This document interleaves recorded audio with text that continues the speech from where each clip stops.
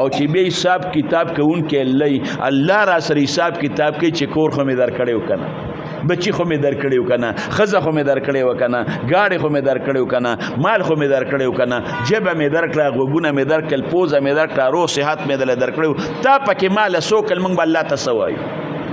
نن د الله نعمتونه د دې څه اندازه نشته لکه د باران په شانتې راورېدل.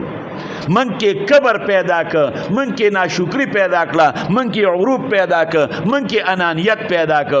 سوچ وکړه الله ته وجاړه چې الله دا خو دې راکړه، او الله چې ته د نیکو په بدله کې نه په دنیا کې مې ستا عبادت وکړه، الله د هغې بدله چې ته په دنیا کې نه میلو شي آخرت کې به څه کوم؟ الله د دې به حساب کتاب را سره ته کې، الله زه به کومه څه دې ته مونږ کتل خو حرام دی او که حلال دی، په یو طریقه د دنیا مال او دولت پیدا کوه، دې ته موږ نه ګورو. صحیح ډیوټي څوک کوي؟ مزدور پټي ته راوله، خدای ګوړه به درله وچوي.